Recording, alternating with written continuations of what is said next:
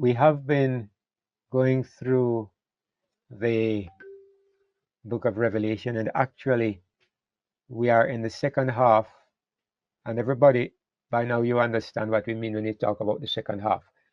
Basically, what I have tried to highlight, and I think every one of us understands, is that there are basically two divisions. We would say, technically about four divisions in Revelation. You have the introduction and you have the post last section, but for the purposes of our studies, we are saying two divisions because Revelation is about the judgment of the two kingdoms. Part 1, Revelation 4 to 11, it talks about the judgment of the kingdom of Christ, and we examined that over the past weeks. Part 2 is about the judgment of the kingdom of Satan, or the kingdom of the beast, which is from chapter 12 to chapter 19, and we've started looking at that. It's something, and the reason I'm emphasizing it is because one friend of mine recently, in talking to him, I realized that he didn't get that part. Though he has been through the Revelation videos, he didn't get this very clearly. And it is that, all right, we have the judgment of the kingdom of Christ, and we have the judgment of the kingdom of the beast. Even though you have two sections to Revelation, in actual fact, they do not follow each other chronologically. In other words, while the judgment of the kingdom of Christ is taking place, at the same time, the judgment of the kingdom of the beast is taking place at the same time. Both events are happening simultaneously. They are not one behind the other. So why does Revelation give us in two sections? Well, because God focuses on the kingdom of Christ first, then he goes to the kingdom of the beast. But in actual fact, if you put them in order, they would overlap like this. They'll be resting on top of each other, both happening at the same time. So I hope everybody can understand that. So we already looked at the judgment of the kingdom of Christ. We are now in part 2. We're looking at the judgment of the kingdom of the beast. And what we saw is that there's a conflict that is going on between the dragon, Satan, and the woman. Then Satan's focus changes down at the end, and he begins to focus on the remnant of the woman's seed. Somehow, when we come to the last portion of time, the time of the end, the people of God are not referred to anymore as the woman. God refers to them as the remnant of the seed. And we pointed out that the seed of the woman is Jesus Christ. So the remnant of the seed logically would represent the remaining portion of Jesus that remains here. And that is perfectly in harmony with the truth of the gospel. Paul says in Galatians chapter 3, if we be Christ's, then are we Abraham's seed and heirs according to the promise. And we know that the seed of Abraham, in Galatians chapter 3, the seed of Abraham is Jesus. Paul talks about the seed that was promised and that the law was added until the seed should come. And then at the end he says, if you be Christ's, if you belong to Christ, then you are Abraham's seed. He's equating us with Jesus. He's saying we and Jesus are a part of the same. So that's what we see in Revelation also. Jesus is the seed, and we are the remnant, or God's people at that time. They are the remnant of the seed. So we looked at that, and then we saw that the two agents, if I could call it that, the two agents that Satan will use in his battle against the kingdom of Christ are the beast and the false prophet. Satan has two agencies that he will work through. Just as God has a warrior, and that warrior is Jesus Christ, Satan has an agent, or he has two of them. One of them is a beast. The other one is a second beast, which is also called the false prophet. So they go about their work, and they set out to dominate and subjugate the entire world. They want to bring the world under their domination. And so they orchestrate that the second beast, the false prophet, makes the people in America, let me say America, let me say it bluntly, because we understand why we say this second beast represents the United States of America.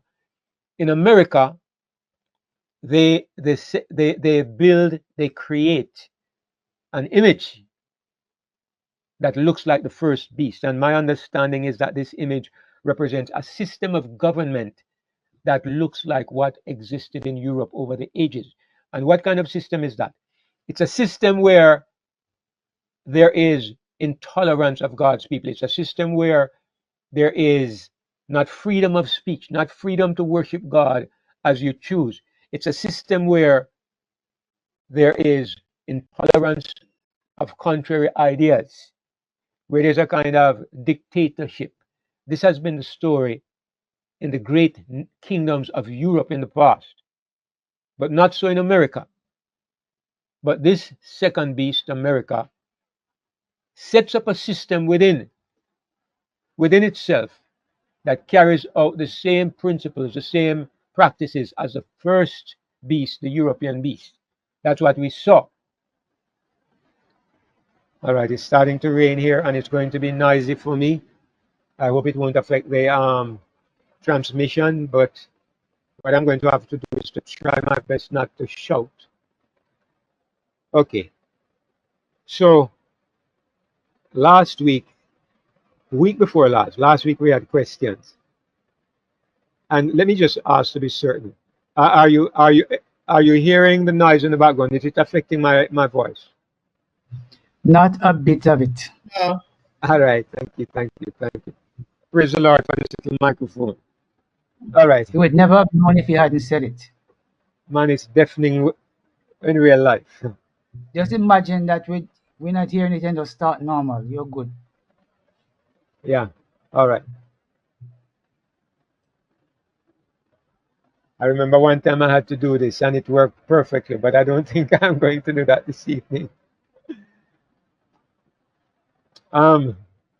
So week before last we were looking at the mark of the beast, and what I highlighted, what I tried to emphasize is that as far as the Bible goes,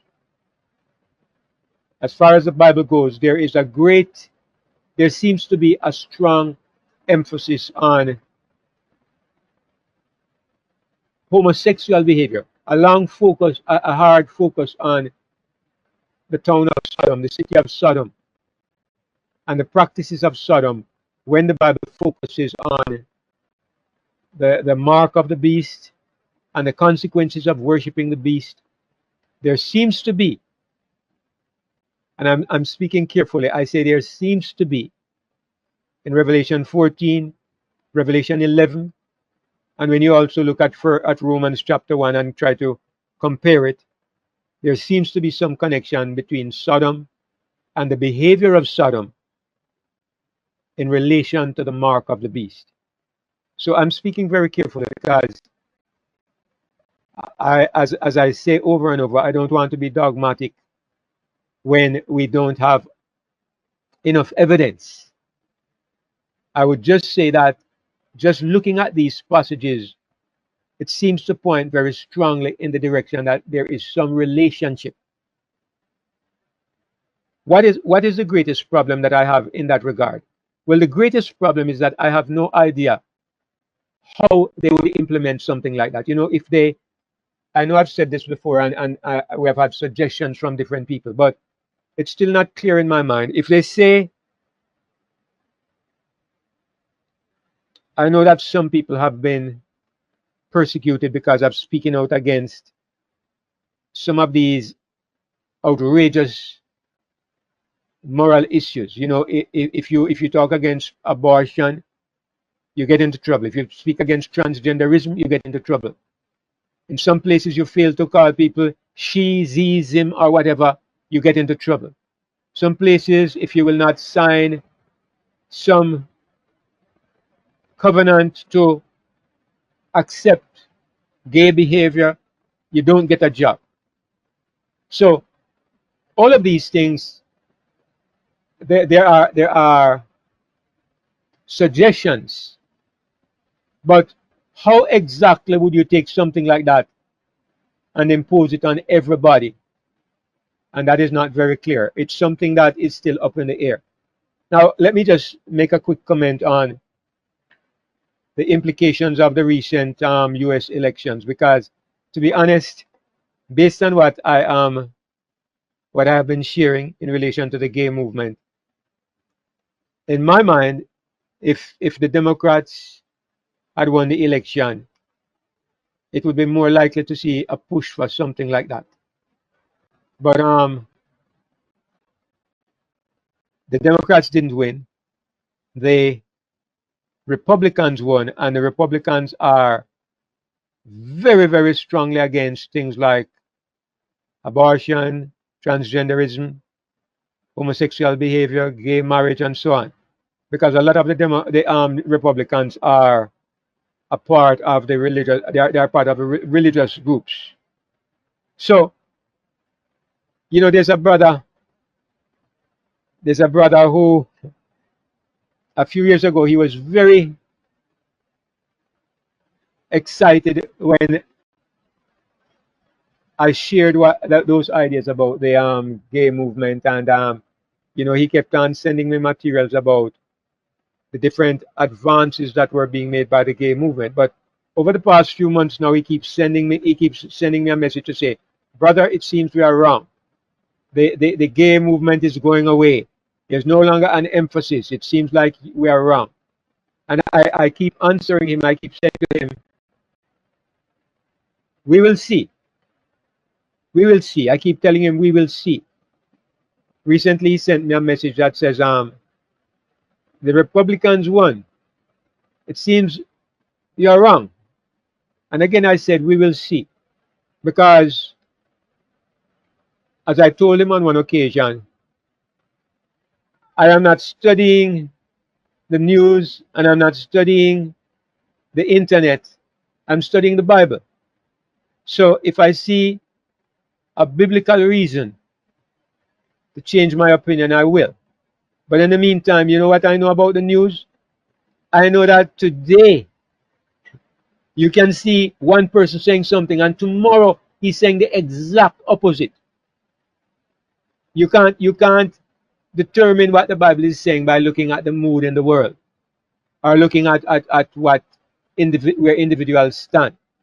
So as far as that is concerned, I still am on a wait and see attitude. On the other hand, the people who believe in who believe that the mark of the beast will be a Sunday law, they are very active and they are very buoyant because they believe that, of course, the evangelicals have got what they want.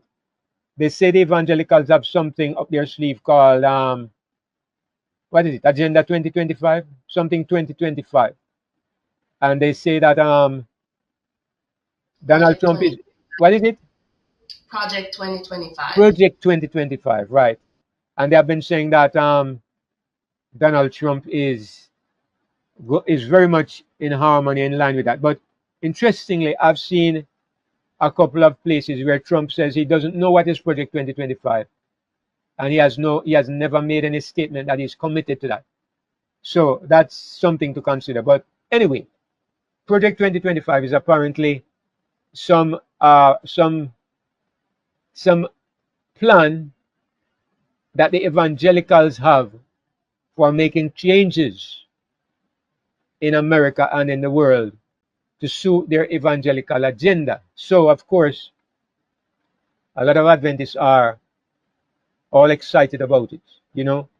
So, again, as with everything else we say, let us see what happens, because I have seen so many of these kinds of emphases and these kinds of, false red herrings, let me put it that way, red herrings, and they get people all excited and then nothing happens.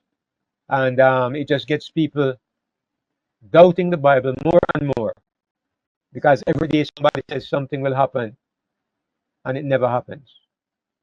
So anyway, that's where we were.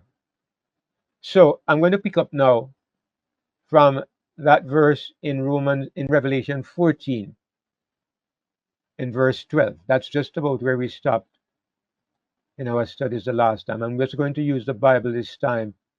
I don't have a PowerPoint presentation, but we are going to take the Bible and just examine verse by verse.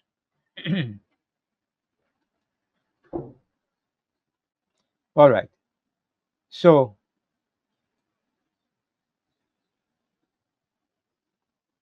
a couple of weeks ago, we looked at these verses. It talked about those who worship the beast and his image and receive his mark would drink of the wine of the wrath of God, which is poured out without mixture into the cup of his indignation. And he talked about how he would be tormented with fire and brimstone in the presence of the angels and the presence of the Lamb. And I did make the point that what we are looking at is we're looking at a situation where you don't take the details. You don't take the details of the prophecy. Now, maybe I should take this opportunity to speak about this principle of interpretation. There are many people. I don't want to say many of us, but many people, the way they interpret the Bible, or even they interpret prophecy, you take this symbol means that, smoke means this, fire means this, brimstone means this, and so they try to match a one-to-one interpretation, and so they try to come to some kind of conclusion. Now I'm going to suggest something to you. I think most of us are aware of this, but I want to codify it. I want to state it in a way that you can understand. Many of the prophecies of the Old Testament, you can't look at them that way at all. And remember, Revelation is written in the language and the symbolism of the Old Testament. A lot of what you see there, you have the same principles in Revelation. Now, what do I mean by this? I give you the example that we use all the time. I'm going to go to a verse actually in the Bible. Let me go to a verse to highlight what I'm saying. All right, this is a verse that we use a lot. I mean, I've used it a lot in trying to let me use the right panel. Book of Daniel, chapter 11. All right, let me show you something here. This is talking about the last days. The last days. Let me see, after verse 45. Yeah, look at verse 40. Daniel 11, verse 40. And at the time of the end shall the king of the south push at him, and the king of the north shall come against him like a whirlwind, with chariots, and with horsemen, and with many ships. And he shall enter into the countries, and shall overflow and pass over. Now I want to ask you to consider the verse. It says, the king of the south will push at the king of the north. The king of the north will come against him. Look what it says now. Like a whirlwind. Number one. If we follow the pattern of how some interpret prophecy, we would say, what does whirlwind represent? But it goes on to say, with chariots. And then we would say, what do chariots represent? And then with horsemen, and we would say, what do horsemen represent? And then it says, and with ships, and we might say, what do ships represent? Is this how we should approach this passage? Should we look for a meaning for ships and horsemen? Let me suggest to you that this is not what we should do at all. What God does is give us a picture, and we ask ourselves, what is the meaning of the overall picture? Not of the little pieces, but the overall picture. If I ask you that question, what would be the answer? I'd like one person, maybe you can put it in the chat, or if somebody wants to quickly unmute and tell me, what is the meaning you would gather from that passage? What is it talking about?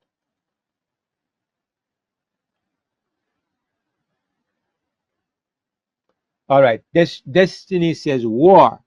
Judah says total militarization. And I agree with both of you, but I like the simplicity of how Destiny puts it. We're talking about war. If you start looking and say, okay, when it says horses, it means tanks. It means war tanks. And when it says ships, it means submarines or something like that. You miss the point of the passage. God is saying there's going to be a war, but he speaks of the war using language that means war in the understanding of the people of that time. I'm going to give you another example, and I'll show you why some of these passages are very much misunderstood. Let me go to the book of Isaiah. And if you go to Isaiah, is it 65? I think it's 65. Could be 66. All right, let me look at one in Isaiah 65. Look at what it says. The wolf and the lamb shall feed together, and the lion shall eat straw like the bullock, and the dust shall be the serpent's meat. Again, can you just tell me what is the picture that you are getting here? Does it mean that snakes are going to eat dirt? And does it mean that necessarily lions will eat grass? Maybe. But what is the point that God is making? What is he trying to? Somebody said, thank you, brother Ken. Thank you. He's talking about peace. He's trying to give us an image of what we perceive peace to be like. Okay, let me give you once there was a painting competition. I understand the artists were supposed to do a painting under the theme of peace, and one person eventually won the competition. But what did he paint? He painted a stormy sea. He painted a stormy sea with huge waves crashing against rocks. And then way up on the side of the cliff, there was a little nest. And there was a bird sitting on the nest, completely relaxed. And that was the painting that won the competition. The title of it was Peace. But what you are looking at is not the individual elements, because waves, a storm with waves crashing against the rock, they do not speak of peace, but you look at the overall picture and you get the meaning.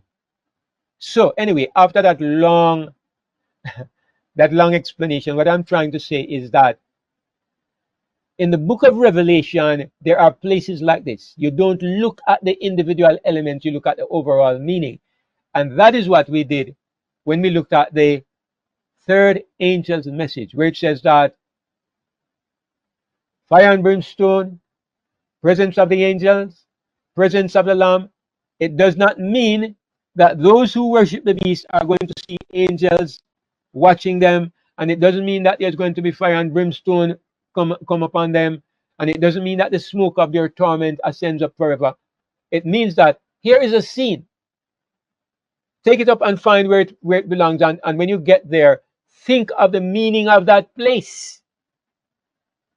So you take up the whole passage with the fire and brimstone and the angels and the Lamb and the smoke of their torment, and you carry it back and you find where it fits. And what do you find? It fits at Sodom. So what you have to look for is the meaning of Sodom instead of looking for the meaning of the fire, the brimstone, and all those details. You see what I'm saying? It's a principle of interpretation, and especially when you come to the prophecies of Isaiah, Ezekiel, many times this is how you have to look at it. And people make great misinterpretations and misapplications because they take that point by point, one for one interpretation of the symbols. All right. Hopefully I made that clear enough. Hopefully I made that clear enough. All right. So in verse 12, This is where we would have picked up. It says, here is the patience of the saints. Here are they that keep the commandments of God and the faith of Jesus. The NASB says, here is the perseverance of the saints who keep the commandments of God and the faith of Jesus. But I'm going to look for another translation that says it even better. I like how the NIV puts it this time. It says, this calls for patient endurance on the part of the people of God who keep his commands and remain faithful to Jesus. So it suggests that when the mark of the beast comes and all of these things are and the influence and the aura of Sodom envelops the world, and those who will not embrace it cannot buy or sell. God makes a point, and he says, this calls for patient endurance on the part of the people of God. What enables us to have that patience? What enables us to endure? I think that a part of it is that we have an idea what is coming. Okay? This morning Daniel was looking at Job, and a week or two ago Brother Judah was looking at Job as well. But here's the thing. I think in a sense we will have an advantage over Job, in a sense. Although, to be honest, we have no idea of the severity of what is coming. But the thing is, Job was caught completely by surprise. We have an edge because God has given us prophecies. God has given us prophecies to prepare us. Jesus himself said, I have told you before it come to pass, that when it come to pass, you might believe. Jesus says, these things have I told you so that you may not stumble. In other words, I don't want you to stumble and fall. You may not be offended. That's what he says. It means stumble, right? God is saying, I don't want you to stumble. Or Jesus was saying this. So I'm telling you before it happens, that when it happens, you will have something to fall back on. Now, in spite of this, some of the things caught them by surprise. But later on, for example, when James was beheaded, can you imagine? Peter, James, and John, the three best are the three closest disciples. The first person who dies is James. They cut off James's head in prison. And you're a part of the movement of the ages. You know that the Son of God is your friend. You know that he says, all power is given unto me in heaven and in earth. You know that he says, you shall tread upon serpents and scorpions, and I give you power over all the power of the enemy. And here you end up in jail, and you end up losing your head. Man, that's really a hard way to start your journey in the kingdom, especially if you are James. And what did the other disciples think? I mean, how did they go through it? Because they remembered Jesus' statements. They remember that he says, the time is coming that anybody who kills you will think that he's doing God a favor. So those moments give you something to fall back on. So, I mean, even when some of us here are going through serious trauma, we have lost loved ones, some of us multiple loved ones, what do you fall back on? Some of these statements that were made by Jesus and some of these statements in the Bible, we hold on to them because they help us to understand God knew beforehand that this would happen, and he prepared you for it.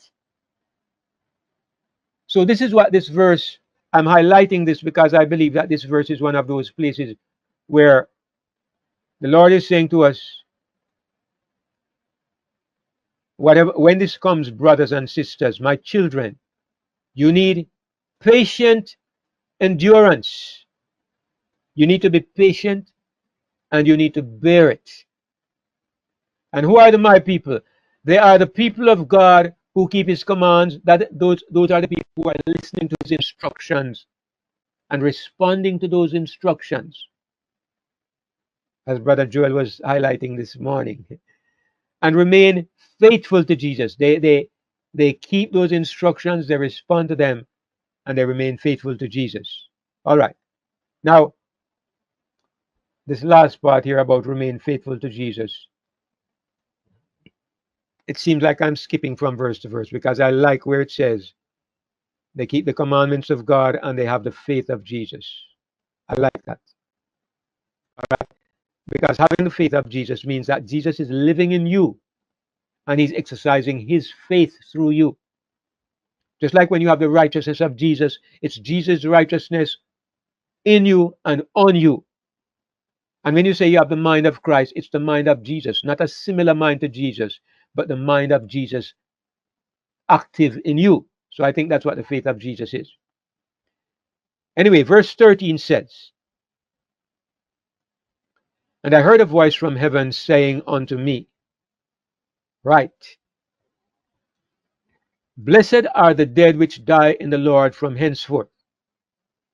Yea, said the Spirit, that they may rest from their labors and their works do follow them." Now this, I believe, is a very sobering verse. You know why? What are we talking about? We are talking about the time of the crisis of the mark of the beast. And what God is suggesting, what God is telling us, is that some of us are going to die. Some of us are going to die. Blessed are the dead which die in the Lord from this point on. What point on? What point on? From the point when the mark of the beast is set up. Christians are going to die. And Jesus says, those of you who die are blessed. It's kind of hard to fathom, but we believe him, right? It's almost like he's saying that those who survive, you're going to have the harder part. You're going to have the harder part. Now, somebody like me, I'm tossed up. I'm in two minds. You know, I think I've said it before, but before I had a family, you could never get me to think that I don't want to be among the 144,000. I want to see when the moon turns to blood and the sun turns to darkness and the stars fall and the mountains depart like the heavens depart like a scroll when it is rolled together. I want to see that. I want to see the persecution. I want to see the raging of the enemy. I want to see the purification of God's people.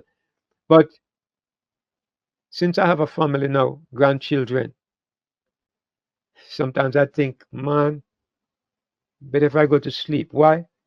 Because the trauma of looking at your family suffer. If they survive, they're going to suffer. And if they don't survive, it's hard to watch them die. So now I don't know what I want. So I leave it in the hands of the Lord and I say, Lord, you know what is best and you know what we all can bear, so let your will be done. But God says that those who die in the Lord, from the point when the mark of the beast is established, there is a blessing. Why? Because they're resting from their labors.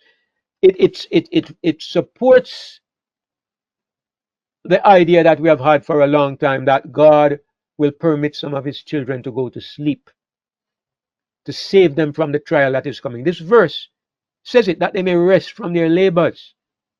And the things they have done, God is aware of it. Their works follow them. In other words, their record is there for everybody to see.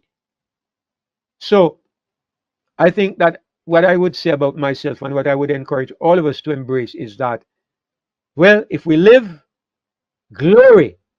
And if we die, thank God we can rest from our labors. So what is happening in this time? Let me just clarify, because sometimes there's a bit of confusion. So the mark of the beast is set up. And then there is a time period of, I believe, 3.5 years of increasing persecution. You don't just jump into persecution. When they put a law in place, of course, they implement pretty fast. If you look at the way they behaved in the recent crisis, I think everybody was surprised by how rapidly they went from 0 to 100 miles per hour. They started out and you are thinking, okay, they're trying to put some little things in place. In no time at all, they were at a place where they were putting people in, locking people in certain quarantine areas in Australia. There were people had to be keeping from visiting their relatives. People were dying alone in hospital rapidly in no time. They went from 0 to 100. So it's not. They will. It seems to me that in the coming crisis, they will rapidly escalate also. But it's not like it happens yesterday and by today we're under severe persecution. Things grow gradually. So maybe within a month, maybe we are facing severe persecution. So what is happening in that time? What is happening in that time? Well, let's take the people in this room as an example. You have 68, the number it says up at top there are 68. I know some people have duplicate devices, but more or less 60 something people in the room, right? If this crisis were to break upon us this evening, all of us have maybe a week to make up our minds. Why do I say a week? Because everybody in this room knows about it. You are not like a brand new child who knows nothing. Everybody. So within a week, your mind is tormented and you are deciding which direction you are going to go. Because you are already aware, you are one of those who is already in the kingdom. The test comes to you with far greater impact from the very beginning because you know already what you are facing. So you might have a week when you go through mental torment and torture and you're trying to decide which way are you going to go. Look here, if you can't make up your mind within a week, I tell you, you're going to go the wrong way. As a matter of fact, most of us, we will make up our mind within the first 2 days. Because at the beginning, you start to think about your family members who have turned against you. You start to think about your job. You're questioning, how am I going to live? Your little savings can't take you anywhere. And furthermore, they shut you out of the system because they close down your credit card or your debit card. You have maybe a day or two that you go through this mental torment. By the second day, you have made up your mind. You are going to die. By the second day, you have made up your mind. You have decided to die. That's how it will be, I believe, for the people who are already aware of what is going to happen. For those for whom it is coming like a brand new surprise, like people out in the world, they gradually will get the impact of what is happening. And those out there who really have the mind for the Lord, they are going to make their decision, but it will be a slower process than for you who already are aware. It will be a slower process. It may take them a few more weeks than you. But everybody, the crisis increases and the penalties become greater. And the pressure from friends, relatives, people who tell you that you're an idiot, that pressure is impacting on everybody. You're making up your mind. Now, what is happening in this time? Well, we're talking about the first couple of months, right?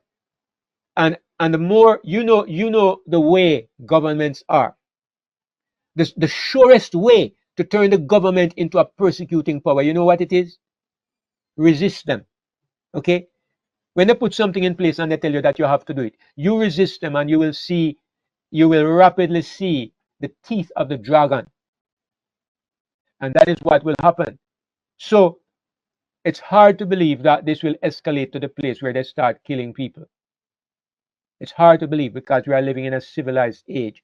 But man creates civilization, but man cannot civilize his nature. Man cannot change his nature. The nature of man basically is the same. And the same nature that created Hitler and the Nazis, the same nature that caused the Romans to crucify people by the hundreds of thousands, the same nature that made them throw people to wild animals, the same nature that made people say that you should not get any medical treatment during the pandemic, the recent pandemic, that made people ready to attack you on the streets. That same nature multiplied and increased by the situation will exist. And what the Bible says is that some of us will die. So let us say maybe of the 68 of us in the room, God forbid, but maybe 20 of us decide that We can't make that decision right now. We are not in a position where we can survive without the world. Let's say, God forbid, I don't expect it, but I'm just arguing. And so that leaves 48 of us. Number two high, Brother David.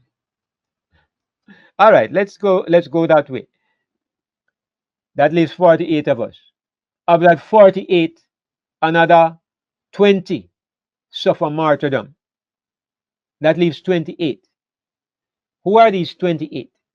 Now remember, this is a process that is taking place over days, going into weeks, going into months. The situation is growing tighter and tighter. These 28 who remain, these are the ones who will make up the 144,000.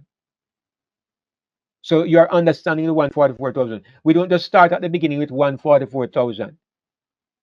It's a period of 3.5 years when everything is sifted and sorted. And close to the beginning of that time, the sorting and the sifting take place. And those who remain alive, I believe some will die along the way. Those will make up the 20 who go, and the 20 that remain, that are the 28 that remain, that will be the 144,000. So the 144,000 are the last ones left standing. Some die, and God forbid, but some fall out by the way. And the ones that are left standing, these are the 144,000. They come through that difficult tribulation. They survive. They survive both the temptation to apostatize, and they survive the death sentence that is passed. And at the end of it, they emerge as the perfected kingdom. So that's what happens in that period. This for the world is a time of examination and judgment, and also for the church, it's examination and judgment. Now, if there's anybody who doesn't understand the scene I just laid out before us, you can unmute and say.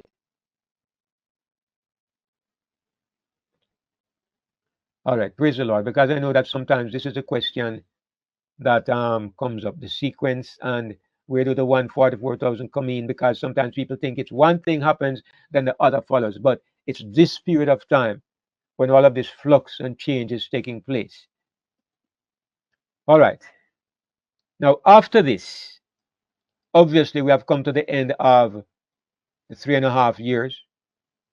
But during that period, something is happening. It's the separation of the wheat from the tares. And of course, some are put to sleep. It's the separation of the wheat from the tares. It's the separation of the wise virgins and the foolish virgins. These are the events. This is the event that is pointed to by these parables. So what do we expect is happening here? Verse 14 says, "And I looked, and behold, a white cloud, and upon the cloud one sat like unto the Son of Man, having on his head a golden crown, and in his hand a sharp sickle." What is this? This is the harvest. Now, in the parable of Jesus, Jesus says, the harvest is the end of the world, and the angels are the reapers. Again, this is an example of how sometimes Jesus generalizes. You should think about the way he says things and not try to pinpoint him to a certain minute, but to a general time period. Because when he says the harvest is the end of the world, what does he say? He says the wicked are separated from the good. He uses other words. He says the wheat from the tares and so on. And then he says they are thrown into a furnace of fire. Now, if there's a furnace of fire or there's some great tribulation that follows, it is not the end of the world, not the point where the world ends, but it's the end of the world because it's that closing moment of the world's history. So when Jesus said the harvest is the end of the world, he means the harvest is the last moment, the last moments of the world's history. Time of the end, right? The end of time, but not the last moment, because there's still maybe a few days, possibly a couple of weeks before Jesus comes again. All right, so we see here, and I'll show you in this passage here. So he has a sharp sickle in his hand. This is a Son of Man. This is Jesus, and he has a sickle in his hand. And whenever you see a sickle, you know somebody is going to reap the harvest. And another angel came out of the temple, crying with a loud voice to him that sat on the cloud, thrust in thy sickle and reap, for the time is come for thee to reap, for the harvest of the earth is ripe. Which of the parables does this remind you of? Which parable of Jesus? Somebody tell me if you remember. Wheat and tears. Wheat and tears, yeah. Thank you. And if you look on the right panel, if you look in the right panel, Jesus says, but when the fruit is brought forth, immediately he put it in the sickle. Why? Because the harvest is come. Okay, so even in the parables of Jesus, it tells you that God was waiting for something to happen before he would reap the earth. And what he was waiting for is for the fruit to appear, right? But in Revelation it tells you a little bit more, because it says the harvest of the earth is ripe. It's ripe. In other words, it suggests that the harvest has been there, but it wasn't ripe. You know the parable of the grain of wheat. Jesus says, first there is the grain, first there's the blade, then there is the ear, then there's the full corn, the full grain appears, and he says, immediately now the harvest is ripe, the harvest is ready, he will put in the sickle. So this is what we see in the parables of Jesus being fulfilled here in Revelation. The harvest of the earth is ripe. And again, this highlights what we have been emphasizing. What is this ripe harvest? It's the 144,000. This ripe harvest is the perfected kingdom. The harvest is finally, the church is finally at the place that God was taking us to. The kingdom has become perfect of perfect. 12 times 12,000, 144,000, the perfected kingdom. And so the harvest is ripe. Now it is time for Jesus to reap the harvest and put his goods on display before the universe. Is to put his goods on display. So it says, and he that sat on the cloud thrust in his sickle on the earth, and the earth was reaped. And another angel came out of the temple which is in heaven, he also having a sharp sickle, a second harvest.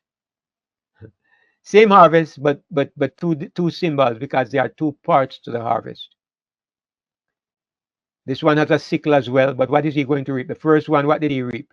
He reaped the harvest of the earth, and it doesn't say, but I think he's reaping wheat, okay, according to the parables of Jesus. The first harvest is the harvest of the wheat. But now comes another angel. This one has a sickle. This is not Jesus reaping now. And another angel came out from the altar, which had power over fire, and cried with a loud voice to him that had the sharp sickle, saying, thrust in thy sharp sickle, and gather the clusters of the vine of the earth, for her grapes are fully ripe. Man, this is speaking of something really that we are to give some thought, because it says up here, when Jesus reaps, it says the harvest of the earth is ripe. Let me highlight that so we can look at both things. The harvest of the earth is ripe. And then it comes again and it says her grapes are fully ripe. Two things are ripe. This is emphasizing what we have been saying. Two things are ripe. The kingdom of Christ is ripe, and the kingdom of Satan is ripe. It means that for the first time in the history of planet Earth, we will see face to face the greatest evil that the planet has ever seen, and the greatest good that the world had ever seen, apart from when Jesus was here. We're going to see two communities of the best and the worst. Never before in the history of the universe has there ever been such a confrontation. Fully ripe in wickedness, fully ripe in godliness. That's what we are looking at here. It says, And the angel thrust in his sickle into the earth, and gathered the vine of the earth, and cast it into the great winepress of the wrath of God. Now, I'm not sure. I'm not sure why God represents the wicked as being grapes, because I think grapes are a good thing. I'm not sure why. Right? He represents his people as being wheat, and he represents the wicked as being grapes. I'm not sure why. Maybe because of the symbolism, because when you squeeze grapes, blood comes out, right? Maybe that's why. But anyway, it says they are gathered and they are thrown into the great wine press. A wine press is what they use to squeeze grapes and to get the juice out of the grapes. In this case, the blood, because it's people we are talking about. All right. It says, and the winepress was trodden without the city, and blood came out of the winepress even unto the horses' bridles, by the space of 1,600 furlongs. Now, before you ask me all the hard questions, some of which I can't answer, you're going to ask me, what does it mean that the winepress was trodden outside of the city?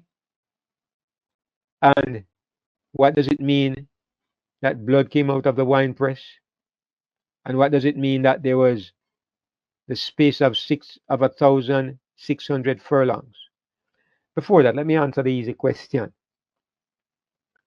It says they were thrown into the great winepress, the winepress of the wrath of God. I am pointing this out because I'm showing you this is not the end of the world. It's not the end of the world. Something is to happen still. So what is this something? Well, let's skip over to the right panel and look at the next chapter. We're in chapter 14. Let me skip over to chapter 15, and you can see quickly what I'm getting at. It says, and I saw another sign in heaven, great and marvelous, 7 angels having the 7 last plagues, for in them is filled up the wrath of God. So look at these key words. The wrath of God. Look in the left panel. We were in chapter 14. It says they are thrown into the winepress of the wrath of God. And chapter 15 tells us what the wrath of God is. It is the 7 last plagues. So it's not the end of the world. It's not the end of the world. It's the harvest. The harvest is just before the end. The harvest takes place. Then you have the 7 last plagues. And after that, Jesus comes again.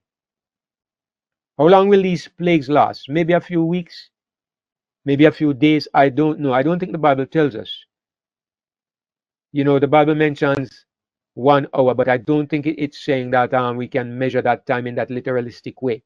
It's just saying in one moment. Okay. So anyway, we have the 7 plagues, but it cannot be long. It's not a long moment of time. It's some short period. Like I said, maybe days or maybe a couple of weeks. Maybe we would be speculating there. So God separates the world into 2 camps. You have those who have the seal of the living God, and they are reaped, they are separated.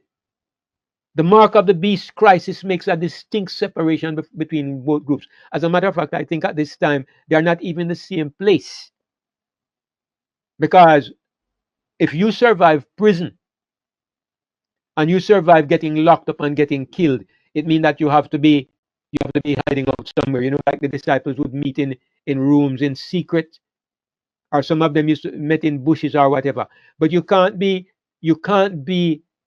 in the general stream of humanity out there on the street where everybody's walking like a normal citizen. I really don't think that the mark of the beast crisis will give God's people that kind of freedom. So a separation, even a physical separation to some extent, is taking place. But the greatest separation is the spiritual, because God's people are standing out like beacons of light, because their way and their stand is so different from everybody else in the world.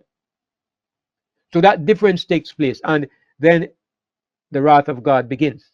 The 7 last plagues. The wicked are thrown into the wrath of God. And again, you know, that separation may be one of the reasons why the plagues destroy. They cause terrible afflictions and death among those who have the mark. And yet, even though I believe that the people of God will suffer some of the effects of these plagues, not in a major way, but what I mean is I don't think you're going to be like you're relaxing in bed and taking it easy and just looking out at the scenery. I think always, I mean, if the sun becomes intensified, I don't think you're going to be like you're sitting in an air conditioned room. Because even today, when the days get hot, I have to have my fan on. I feel a little discomfort. So I don't think God's people are going to be without some degree of discomfort, because it says of them later on, these are they that have come out of the great tribulation. It goes on to say, neither shall the sun light on them any more, nor any heat, suggesting that they have been through a difficult time. Yes, Brother Ray, go ahead. Yeah, when you was mentioning something very important, that you was comparing, or you was using this group as an illustration, when there's going to be a time when we need to make a decision. Some of us may take 2 or 3 days, some of us may take a little bit longer. Um, so I'm thinking that I totally agree with this, but I'm thinking that following this decisions that we have to make, it could be take 30 days or it could take less than that. Uh, Promptly after that, the seven last plagues would come in. Would you agree with that? Because everyone has made a decision, no? Sure, Brother Ray, that's what I'm saying. Yes, absolutely. Um, I have a question, because to me, the seven last plagues are the antitype of the seven last plagues on Egypt, and God didn't allow the children of Israel to taste of those plagues at all. Um, well, actually, it does say about the plagues that when it came to number, it might have been number 4 or number 5, God says, I'm going to make a distinction between you and my people, which suggests that up to that point, some of the effects of it were reaching the Israelites, but it's at a certain point that God said he was going to make a distinction, and it wouldn't touch the Hebrews. But I'll give you an example of something. One of the plagues is that there's going to be darkness.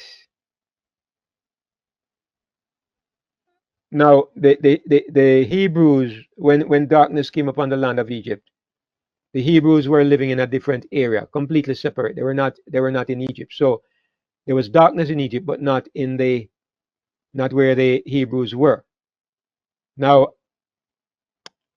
for example, I guess you could say it says that the darkness comes upon the kingdom of the beast. So my point is invalid.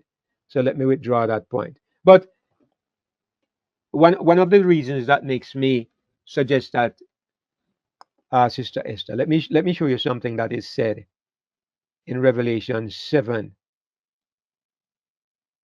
because of course I am speculating. There's nothing in the Bible that says the 144,000 will or won't. But if you look at the statement when it talks about the 144,000, Revelation 7 and verse 16, there's an implication here. It says, they shall hunger no more, neither thirst any more, neither shall the sun light on them, nor any heat. A lot of things will no longer happen to these people. Why does God highlight those things? For me, it seems to suggest something. You could say they'll not get sick anymore, they will not be unhappy anymore, they'll not die anymore, nobody will attack them anymore. But God specifically highlights some things. He says they won't be hungry anymore, they won't be thirsty anymore, and it says the sun won't light on them. I think it means the sun won't light on them in an uncomfortable way, nor any heat. So it suggests to me, the fact that God highlights it suggests to me that it's something they have experienced, something they have passed through.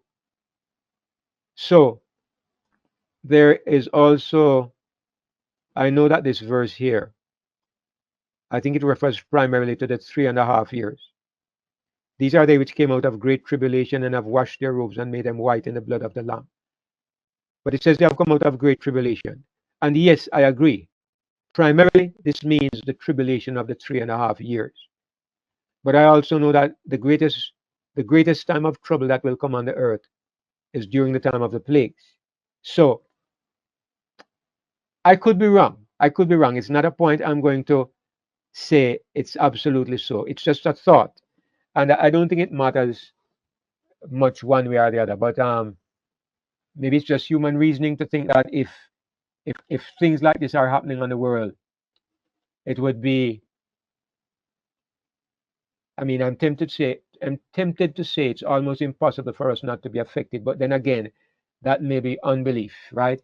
If it's a miracle, and if we're going to be living by miracles at that point, you could very well be right. Okay, so let me say that and leave it at that.